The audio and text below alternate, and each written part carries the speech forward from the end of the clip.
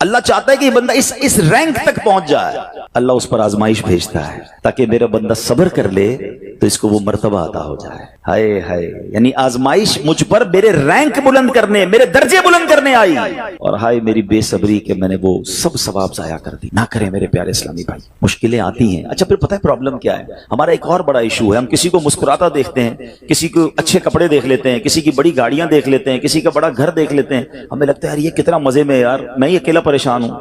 یہ آپ کی بھول ہے۔ ایک بات یاد رکھیے گا، زندگی کی گاڑی مسائل کے پہیوں پر ہی چلتی ہے۔ امیر کے مسئلے اور ہیں، غریب کے مسئلے اور ہیں۔ شہرت جس کو ملی ہے نا اس کے پرابلمز اور ہیں، جو غیر معروف ہے اس کے پرابلم اور ہے۔ زمانے میں ہر کسی کو کچھ نہ کچھ ایشو ضرور ہے۔ یہ نہ سمجھے کہ یار یہ اتنا مسکرا رہا ہے، کیا پتہ اس مسکراہٹ کے پیچھے کتنے دکھ چھپائے بیٹھا ہے۔ آپ یقین کریں، بلیو کریں، ایسا نہیں ہے کہ سب لوگ 100% خوشحال ہیں، پرابلم سب کے ساتھ ہوتے ہیں۔ میں کیا کیا بتاؤں آپ کو، ہمارے پاس تو لوگ دعائیں کروانے آتے ہیں نا، ایسی پرابلم بتاتے ہیں کہ پیروں سے زمین نکل جاتی ہے۔ بعض اوقات ہم اتنے بڑے گھر میں جاتے ہیں، اس کی گاڑیاں کروڑوں روپے کی کھڑی ہیں، ان سے ملاقات ہوئی، وہ کہتے ہیں حضرت آپ سے ایک الگ سے دعا کروانی ہے۔ جب وہ بیچارہ اپنا مسئلہ بتاتا ہے نا، ہمیں لگتا ہے یار ہمارا تو غم ہی کچھ نہیں ہے، کتنی بڑی آزمائش سے گزر رہا ہے، کتنی بڑی پرابلم سے گزر رہا ہے۔ میں آج کی آپ کو مثال دیتا ہوں۔ ایک ہمارے بہت اچھے بھائی تھے، آج سے کچھ عرصہ پہلے انہوں نے ہمیں ایک ماشاءاللہ پراپرٹی دعوت اسلامی کے لیے بچیوں کے مدرسے کے لیے دی، اور اس کے چند دنوں بعد ان کا وصال ہو گیا۔ ان کو بیچاروں کو کینسر تھا۔ میں ان کے گھر پہ دعا کرنے گیا، ان کے بیٹے نے مجھ سے جب گلے لگا نا تو بیٹا رونے لگا۔ اچھا میں سمجھا کہ بیچارہ اپنے والد کو یاد کر کے رو رہا ہے، ظاہر ہے 16 دن پہلے انتقال ہوا۔ اندر گئے، دعا کی، اس کے بعد میرے کان میں کہتا ہے کہ عبدالعلی بھائی اس وقت میری زوجہ ہاسپٹل میں ہے۔ میں نے کہا کیا ہو گیا؟ کہ میری وائف کو بلڈ کینسر ہو گیا ہے۔ والد کا کینسر میں انتقال ہوا ہے، اللہ نے بڑا نوازا ہے ان کو، جیولرز ہیں، لیکن میں یقین کریں میں آپ کو سچ بتا رہا ہوں، میں گاڑی میں بیٹھ کے میں بھی رونے لگا، کیونکہ وہ بندہ جب مجھے چھوڑنے آیا نا پھر میرے گلے لگ کے رو رہا تھا۔ میں سوچنے لگا یار کتنا دکھ ہے لوگوں کو، اللہ نے کتنی بڑی ہم پر مہربانیاں کی ہیں۔ اگر مجھے کوئی بڑی بیماری نہیں ہے، میرے بچے میرے ساتھ ہیں، میری فیملی میرے ساتھ ہے، نہیں چاہیے یار دنیا کے سارے اللہ تللے، نہ ملے اتنی ساری لگژریز، صحت سے بڑھ کے کچھ نہیں ہے، مگر ہمیں اس کی قدر ہی نہیں ہے، ہمیں اس کی کوئی اہمیت کا اندازہ ہی نہیں۔ پوچھو ان سے، کروڑوں روپے ہیں مگر علاج نہیں ہو پا رہا، ڈاکٹر بعض اوقات مایوس کر دیتے ہیں، کتنا تکلیف میں ہیں لوگ، اور ہم ہیں کہ چھوٹی چھوٹی باتوں پر بے صبری۔ صبر تو کریں، اللہ کی رضا پر راضی تو رہیں۔ میں نے آپ کو خاندان نبوت کا واقعہ سنایا، ارے کھانے کو کچھ نہیں ہے، کاش یہ بات ہمیں سمجھ آ جائے اور ہم ہر حال میں اللہ کا شکر ادا کرنے والے بن جائیں۔ اور ایک اور میں آپ کو بات بتاؤں، ہم جو دنیا والوں کو بتاتے ہیں نا ہوتا کچھ نہیں ہے اس سے، مت بتایا کرو دنیا والوں کو، صحیح بتاتا ہوں، مت بتایا کرو، اپنے غم مت بتایا کرو، ثواب بھی چلا جاتا ہے۔ اور بعض اوقات یہ دنیا والے نا ہمارا مذاق بھی اڑاتے ہیں۔ ہم جب کسی کو اپنا پرابلم بتاتے ہیں نا ہمارے سامنے تو بڑے اچھے بنتے ہیں کہ اچھا ٹھیک ہے میں کرتا ہوں کچھ، بعد میں جا کے دنیا میں باتیں کرتے ہیں، آیا تھا میرے پاس ہے اس کا یہ مسئلہ ہے، ہاں باتیں بڑی کرتا ہے، بڑی پرابلم میں ہے، کیوں بتاؤں میں دنیا والوں کو؟ نعت کا شعر ہے نا، کسی کا احسان کیوں اٹھائیں، کسی کو حالات کیوں بتائیں، کیوں بتاؤں میں دنیا والوں کو مجھے کیا غم ہے نا میرے آقا سلامت رہے ہیں، اللہ کے حبیب علیہ الصلوۃ والسلام ہیں، اور رب عز و جل کی بارگاہ ہے، میں ادھر عرض کروں نا، کسی کا احسان کیوں اٹھائیں، کسی کو حالات کیوں بتائیں، آقا تم ہی سے مانگیں گے تم ہی دو گے، تمہارے در سے ہی لو لگی ہے۔ ہاں اللہ رسول کی بارگاہ میں عرض کیا، ادھر آنسو بہاؤ، نہ بتاؤ دنیا والوں کو۔ ایک اور کمال کا شعر ہے کہ دنیا والے تو درد دیتے، دنیا والے تو درد دیتے ہیں، زخمی دل کی دوا مدینہ ہے۔ تو جب دنیا والوں نے کوئی ہمارا بھلا کرنا بھی نہیں، نہ ان کے ہاتھ میں ہے، شفا دینے والی ذات میرے رب کی، برکت دینے والی ذات میرے رب کی، تو اللہ سے ہی باتیں کرو نا۔ تو آج سے یہ ذہن بنا لے میرے پیارے اسلامی بھائی، مشکل آنی ہے تو صبر کے ساتھ وہ وقت گزارنا ہے، اللہ کی رضا پر راضی رہنا ہے، وہ بڑا کریم ہے، وہ اپنے غیب کے خزانوں سے آپ کو عطا فرمائے۔ توجہ بیان کی طرف رکھیے گا۔ اور اب آتے ہیں اس پورے واقعے سے ایک اور خوبصورت بات جو ہمیں سیکھنے کو ملی، اور وہ بات کیا ہے کہ نبی پاک کے خاندان کی سخاوت کیسی تھی۔ مولا علی شیر خدا کے پاس صرف 6 درہم تھے، آپ نے وہ سب کے سب دے دیے، مگر آج حال یہ ہے کہ لوگ اپنی زکوٰۃ ادا نہیں کرتے۔ آج زکوٰۃ لوگوں کو بھاری پڑنے لگ گئی ہے، جب کیلکولیٹ کرتے ہیں کہ جناب کروڑوں روپے زکوٰۃ، تو اس کے بعد ان کو بھاری لگتی ہے۔ نہ کریں ایسا، یہ زکوٰۃ مال کا میل ہے، اور اگر یہ مال کا میل آپ کے مال سے جدا نہ ہوا تو یہ آپ کے مال کو بھی میلا کر دے گا۔ ایک بات یاد رکھیے گا، سرکار دو عالم صلی اللہ تعالی علیہ وسلم کا یہ فرمان ہے، اپنی زکوٰۃ ادا کر کے اپنے مال کو مضبوط قلعوں میں قید کر لو۔ اگر میں اور آپ چاہتے ہیں نا کہ میری آپ کی پراپرٹی سیکیور رہے، ہمارے مال و اسباب سیکیور رہے، تو حدیث پاک میں تو فارمولہ موجود ہے کہ اپنے مال کو زکوٰۃ دے کر مضبوط قلعوں میں قید کر لو۔ لیکن یہاں زکوٰۃ دینے کے لیے تیار نہیں لوگ، लमसम निकाल देते हैं, कैलकुलेट नहीं करते। याद रखिए ये माल ही अजाब बन जाएगा अगर आप ज़कात पूरी अदा नहीं करते। अगर हमारे पाकिस्तान में सारे सरमायादार कुछ ना करें, अपनी ज़कात पूरी अदा कर दें, सारे जमींदार अपनी ज़कात पूरी अदा कर दें, आप अपनी आंखों से देखेंगे कि गुर्बत कितनी जल्दी खत्म होती चली जा रही है। मैंने एक बार कैलकुलेशन की, जरा सुनिएगा। पाकिस्तान ज़रई मुल्क है, ठीक है, और उसकी ज़राअत की जो कैलकुलेशन है वो इंटरनेट पर मौजूद है। You can search with yourself. आप चेक कर लें कि 2023 में पाकिस्तान की टॉप 20 क्रॉप्स कौन कौन सी हुई हैं। आप इंटरनेट पर खुद ढूंढ लें, आपके सामने उस क्रॉप की कैलकुलेशन भी आ जाएगी कि इतने मिलियन टन, इतने जनाब करोड़ केजी जो है वो गंदुम हुआ, तो कॉटन हुआ, तो फ्रूट्स हुए, तो शुगर हुई। पाकिस्तान को अल्लाह ने बड़ा नवाजा है। शरीयत का हुक्म क्या है? जिस अल्लाह रसूल की हम बात कर रहे हैं, जिस इस्लाम को हमने कबूल किया है, शरीयत का हुक्म यह है कि अगर आपकी फसल उगती है तो उस फसल में अगर बारिश का पानी है और आप अपना पानी परचेज नहीं कर रहे और सिर्फ बारिश से आपकी फसल उग रही है, तो जितनी फसल उगी 10% उशर, क्या कहते हैं, 10वें हिस्से को, वो आपने निकाल देना है अल्लाह की राह में। वो गरीबों का हक है, वो ज़कात है ज़मीन की। और अगर आप पानी ट्यूबवेल वगैरह से लेते हैं, पैसों से खरीदते हैं, तो 5%। आप बिलीव करें, मैं बैठा कैलकुलेटर लेकर कि पाकिस्तान की टॉप 10 क्रॉप्स कितनी होती हैं, उसकी मालियत कितनी है, उसकी वैल्यू कितनी है, वो मैंने बनाई और उसका 5% लगाया, जो देना ही देना है। आप यकीन करें वो भी खरबों रुपए में बन गया। ये खरबों रुपए कहां है? अगर हम ज़कात देते तो कितने गरीबों का भला हो जाता, कितने घर खुशहाल हो जाते। अच्छा, ये तो सिर्फ जमीन की ज़कात है, प्रॉपर्टीज की ज़कात अरबों खरबों रुपए के लोग मालिक हैं। मगर जब कैलकुलेटर चलाते हैं ना, ओए होए होए, ज़कात जनाब 10 करोड़ रुपए बन जाएगी, तो फिर भारी लगती है। अल्लाह के बंदे, अल्लाह ने 4 अरब दिए हैं तो 10 करोड़ ज़कात है ना, तो टेंशन काहे की है? शुक्र अदा करो। अल्लाह ने देने वाला बनाया, मांगने वाला नहीं बनाया। मगर आज ज़कात भारी पड़ गई है। आपको पता है कारून क्यों धसाया गया था? कारून ये हजरत मूसा का कजन था, ये तौरात का आलिम था और बड़ा बड़ा आलिम दीन था। मगर जब हजरत मूसा ने उसको ज़कात का हुक्म दिया ना, उसके पास कितने पैसे थे कि कुरान कहता है उसकी खजानों की चाबियां एक जमात लेकर चलती थी। खजाने नहीं, सिर्फ कीज ऑफ द ट्रेजर, इतना खजाना था। मगर क्या हुआ ये कि जब हजरत मूसा ने उसको कहा, अच्छा उस जमाने पता है ज़कात कितनी थी? अभी तो 100 पे 2.5 है ना, 1000 पे 1।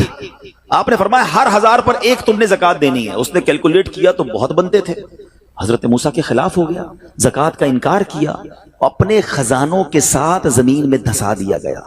प्लीज खुदा के वास्ते इस आवाज को सब मिलकर आगे बढ़ाएं। मैं तो ये समझता हूं जिस तरह हम नमाज की बात करते हैं कि नमाज पढ़ो, ज़कात दें, बेशक किसी को भी दें, जो हकदार है उसको दें, मगर ज़कात पूरी दें। पाकिस्तान खुशहाल हो जाएगा, गरीबों का भला हो जाएगा। लेकिन ज़कात जिसकी हजारों लाखों में शायद वो निकाल देता है, मगर जब ज़कात करोड़ों में हो रही है तो लोगों के दिलों पर बोझ बनती जा रही है। इसको बोझ ना बनने देना। मैं एक दुआ करता हूं आज, अगर आपको लगे तो आप भी आमीन कह देना। अपने लिए तो मैं कई बार ये दुआ करता हूं कि या अल्लाह मुझे वो माल ना देना जिसकी ज़कात मुझ पर भारी हो जाए। अहो आमीन।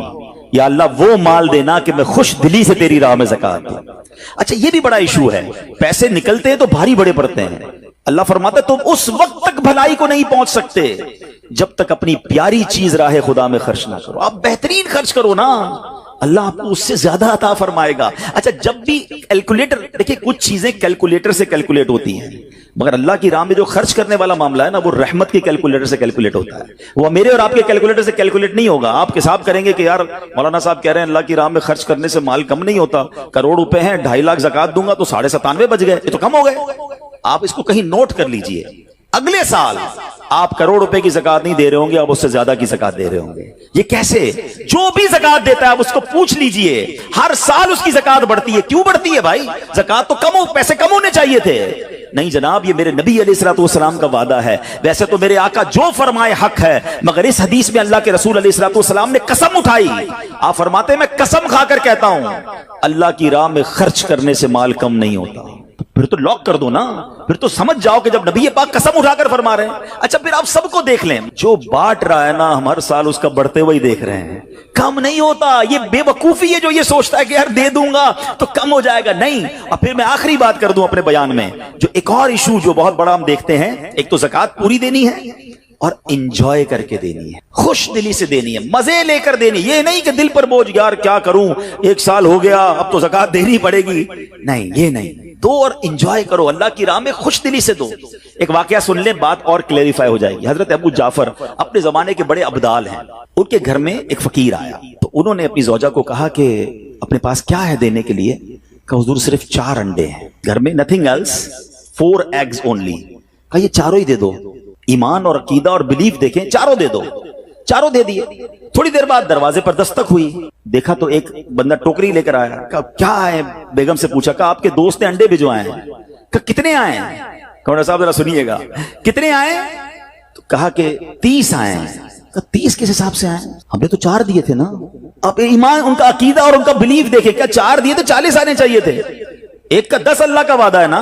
تو کہا حضور آئے تو 40 ہیں مگر 10 انڈے ٹوٹے ہوئے ہیں۔ تو آپ نے اپنی زوجہ سے پوچھا کہ سچ بتاؤ، جو تم نے 4 دیے تھے اس کی کنڈیشن کیا تھی؟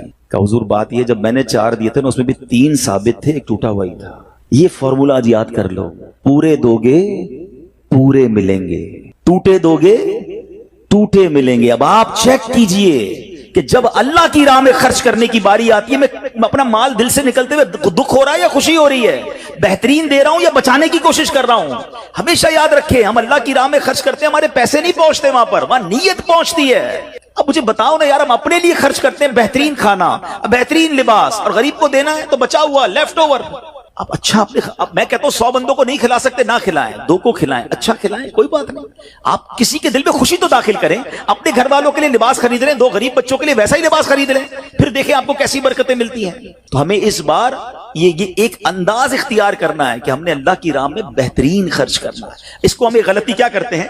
فطرے کی، جو فطرے کی جو بات ہے اس میں آپ کو ایک بات بتاتا ہوں۔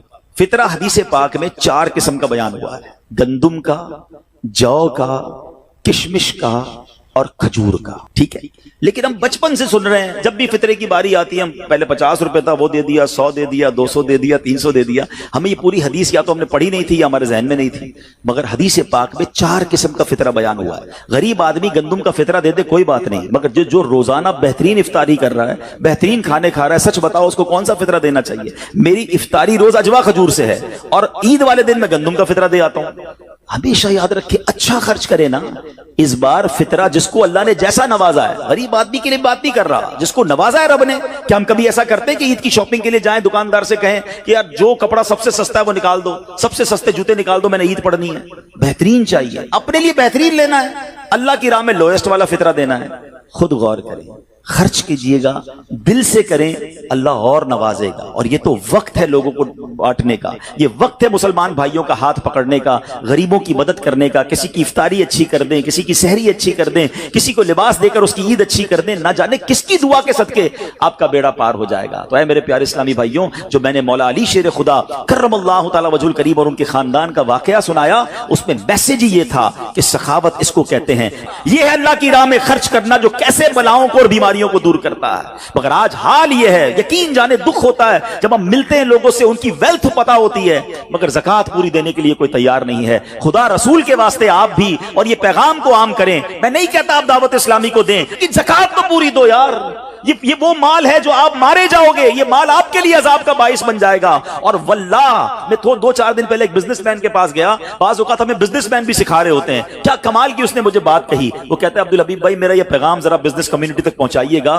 کہ جو زکوٰۃ نہیں دیتے نا اور جو خرچ نہیں کرتے، ان کو پتہ ہی نہیں ہے وہ کتنا بڑا لاس کر رہے ہیں۔ جب سے میں نے بانٹنا شروع کیا ہے، میرے مال میں ایسے برکت آئی ہے، میں خود حیران ہوں۔ میرے سامنے ڈیل ہوتی تھی وہ مجھے نظر نہیں آتی تھی، میں ادھر اللہ کی راہ میں صدقہ کرتا ہوں، ایسا لگتا ہے آنکھوں سے پردہ اٹھتا ہے، میرا کام ہو جاتا ہے۔ تو ان کو بتائیے آپ اپنا خود نقصان کر رہے ہیں اللہ کی راہ میں خرچ نہ کر کے۔ تو یہ ڈیوٹی ہے، بچپن سے سنا تھا اسلام کے 5 پلر ہیں، توحید، روزہ، نماز، حج اور زکوٰۃ۔ ہم زکوٰۃ کو تو ایسے اگنور کر بیٹھے ہیں کہ جناب دے دی اپنی مرضی سے، کوئی 5 لاکھ دیتا ہے، کوئی 10 لاکھ دیتا ہے، زکوٰۃ کس کو جا رہی ہے یہ بھی نہیں سوچ رہے کہ میری زکوٰۃ کا یہ مستحق ہے کہ نہیں، میں جس آرگنائزیشن کو دے رہا ہوں اس کے پاس کوئی زکوٰۃ ادا کرنے کا صحیح فارمولا ہے کہ نہیں، یا میں جس بندے کو دے رہا ہوں हूं वो ज़कात का मुस्तहिक है कि नहीं, बस सर से एक बोझ उतारना है, लमसम अमाउंट दे देनी है, ये नहीं चलेगा। खुदारा याद रखिए, ज़कात पूरी कैलकुलेट करना भी आपकी जिम्मेदारी है और सही मुस्तहिक तक पहुंचाना भी आपकी जिम्मेदारी है। और आप बिलीव करें, जिस दिन आपने ये काम कर लिया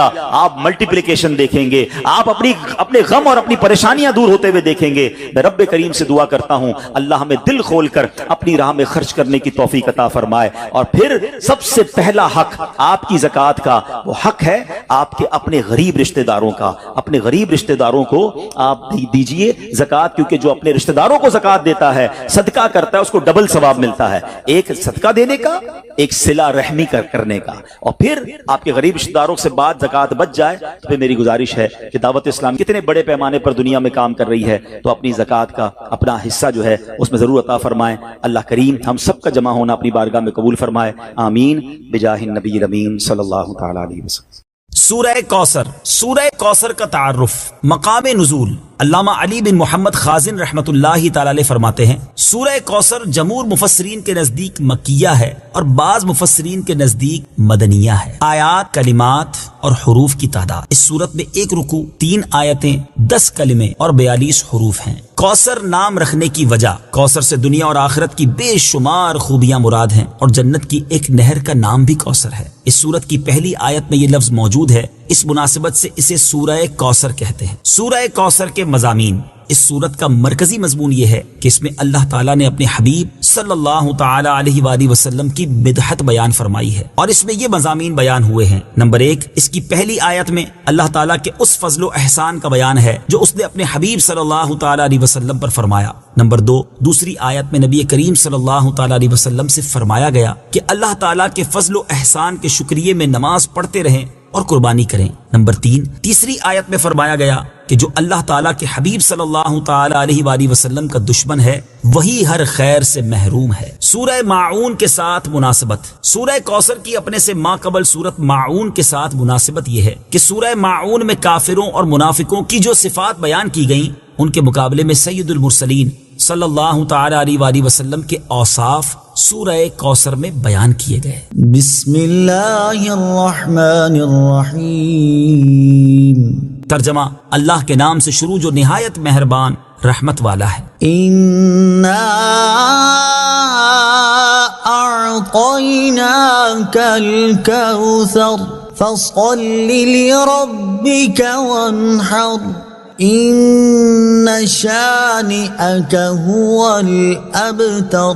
तर्जमा, ए महबूब, बेशक हमने तुम्हें बेशुमार खूबियां अता फरमाई, तो तुम अपने रब के लिए नमाज पढ़ो और कुर्बानी करो, बेशक तुम्हारा दुश्मन ही हर भलाई से महरूम है। इन्ना अअतैनाकल कौसर। ए महबूब, बेशक हमने तुम्हें बेशुमार खूबियां अता फरमाई। तफसीर सिरातुल जिनान में है। कौसर की तफसीर में मुफस्सिरीन के मुख्तलिफ अकवाल हैं। उन सब अकवाल का खुलासा ये है कि ए महबूब, बेशक हमने तुम्हें बेशुमार खूबियां अता फरमाई और कसीर फजाइल इनायत करके तुम्हें तमाम मखलूक पर अफजल किया।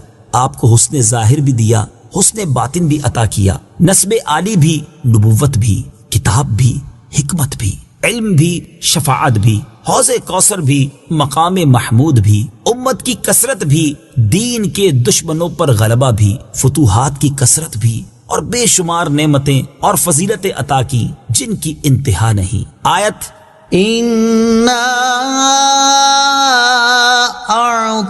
अअतैनाकल कौसर से हासिल होने वाली मालूमात, इससे 5 बातें मालूम हुई। नंबर 1, अल्लाह ताला ने अपने हबीब सल्लल्लाहु ताला अलैहि वसल्लम को कौसर अता कर दी है, क्योंकि यहाँ ये नहीं फरमाया गया कि हम आपको कौसर अता करेंगे, बल्कि ये फरमाया कि बेशक हमने आपको कौसर अता कर दी। नंबर 2, अल्लाह ताला की अपने हबीब सल्लल्लाहु ताला अलैहि वसल्लम पर यह अता उनके नबी और रसूल होने की वजह से नहीं, बल्कि आप अलैहिस्सलातु वस्सलाम की जात की वजह से है, जो शान महबूबियत की सूरत है, क्योंकि यहाँ ये फरमाया हमने आपको अता फरमाई, ये नहीं फरमाया कि आतैना रसूल या आतैना नबी। नंबर 3, ताजदार रिसालत सल्लल्लाहु ताला अलैहि वसल्लम पर ये अता किसी इबादत और रियाजत की वजह से नहीं है, बल्कि इन पर ये अता अल्लाह ताला के अजीम फजल और एहसान की वजह से है। کیونکہ یہاں عطا کا ذکر پہلے ہوا اور عبادت کا ذکر بعد میں ہوا۔ نمبر 4، اللہ تعالیٰ نے آپ کو کوثر کا مالک بنا دیا ہے تو آپ جسے چاہیں جو چاہیں عطا کر سکتے ہیں۔ نمبر 5، سید المرسلین صلی اللہ تعالی علیہ وآلہ وسلم کی مدحت خود رب تعالیٰ فرماتا ہے۔ اعلیٰ حضرت امام احمد رضا خان علیہ الرحمت الرحمان فرماتے ہیں، انا اعطیناک الکوثر، ساری کثرت پاتے یہ ہیں، ٹھنڈا ٹھنڈا میٹھا میٹھا پیتے ہم ہیں، پلاتے یہ ہیں۔ اور ایک اور جگہ فرماتے ہیں نا، اے رضا خود صاحب قرآن ہے مداح حضور، تجھ سے کب ممکن ہے پھر مدحت رسول اللہ کی۔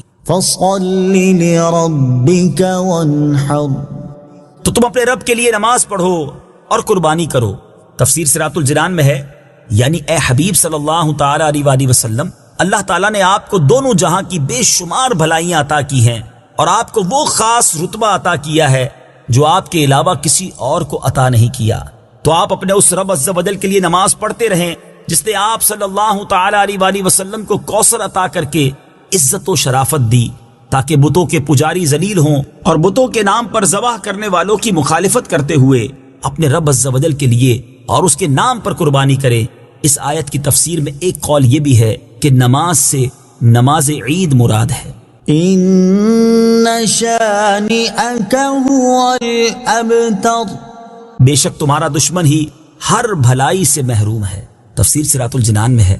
شان نزول، جب سید المرسلین صلی اللہ تعالی علیہ وآلہ وسلم کے فرزند حضرت قاسم کا وصال ہوا تو کفار نے آپ کو ابتر یعنی نسل ختم ہو جانے والا کہا، اور یہ کہا کہ اب ان کی نسل نہیں رہی، ان کے بعد اب ان کا ذکر بھی نہ رہے گا اور یہ سب چرچا ختم ہو جائے گا۔ اس پر یہ سورہ کریمہ نازل ہوئی اور اللہ تعالیٰ نے ان کفار کا بالغ رد فرمایا، اور اس آیت میں ارشاد فرمایا کہ اے حبیب صلی اللہ تعالی علیہ وآلہ وسلم، بے شک تمہارا دشمن ہی ہر بھلائی سے محروم ہے، نہ کہ آپ، کیونکہ آپ کا سلسلہ قیامت تک جاری رہے گا، آپ کی اولاد میں بھی کثرت ہوگی اور آپ کی پیروی کرنے والوں سے دنیا بھر جائے گی۔ آپ کا ذکر ممبروں پر بلند ہوگا، قیامت تک پیدا ہونے والے عالم اور واعظ اللہ تعالیٰ کے ذکر کے ساتھ آپ کا ذکر کرتے رہیں گے، اور آخرت میں آپ کے لیے وہ کچھ ہے جس کا کوئی وصف بیان ہی نہیں کر سکتا۔ تو جس کی یہ شان ہے وہ ابتر کہاں ہوا، بے نام و نشان اور ہر بھلائی سے محروم تو آپ کے دشمن ہیں۔ اعلیٰ حضرت امام احمد رضا خان رحمت اللہ تعالی علیہ اس صورت کی تفسیر بیان کرتے ہوئے فرماتے ہیں، عاص بن وائل شقی نے جو صاحبزادہ سید المرسلین صلی اللہ تعالی علیہ وآلہ وسلم کے انتقال پرملال پر حضور کو ابتر یعنی نسل بریدہ کہا، حق تعالی نے فرمایا، انا اعطیناک الکوثر، بے شک ہم نے تمہیں خیر کثیر عطا فرمائی کہ اولاد سے نام چلنے کو تمہاری رفعت ذکر سے کیا نسبت۔ کروڑوں صاحب اولاد گزرے جن کا نام تک کوئی نہیں جانتا، اور تمہاری ثنا کا ڈنکا تو قیامت تک اکناف عالم اور اطراف جہاں میں بجے گا، اور تمہارے نام نامی کا خطبہ ہمیشہ ہمیشہ اطباق فلک آفاق زمین میں پڑھا جائے گا۔ پھر اولاد بھی تمہیں وہ نفیس و طیب عطا ہوگی جن کی بقا سے بقائے عالم مربوط رہے گی۔ اس کے سوا تمام مسلمان تمہارے بال بچے ہیں، اور تم سب مہربان ان کے لیے کوئی نہیں، بلکہ حقیقت کار کو نظر کیجئے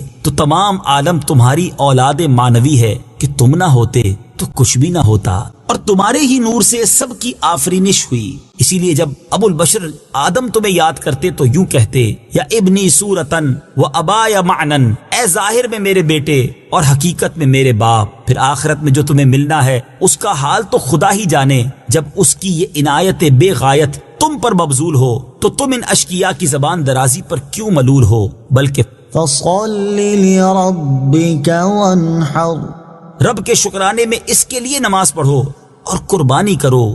ان شانئک هو الابتر، جو تمہارا دشمن ہے وہی نسل بریدہ ہے کہ جن بیٹوں پر اسے ناز ہے، یعنی عمرو و حشام رضی اللہ تعالی عنہما، وہی اس کے دشمن ہو جائیں گے، اور تمہارے دین حق میں آ کر بوجہ اختلاف دین اس کی نسل سے جدا ہو کر تمہارے دینی بیٹوں میں شمار کیے جائیں گے۔ پھر آدمی بے نسل ہوتا تو یہی صحیح کہ نام نہ چلتا، اس سے نام بد کا باقی رہنا 1000 درجے بدتر ہے۔ تمہارے دشمن کا ناپاک نام ہمیشہ بدی و نفرین کے ساتھ لیا جائے گا، اور روز قیامت ان گستاخیوں کی پوری سزا پائے گا۔ والعیاذ باللہ تعالی۔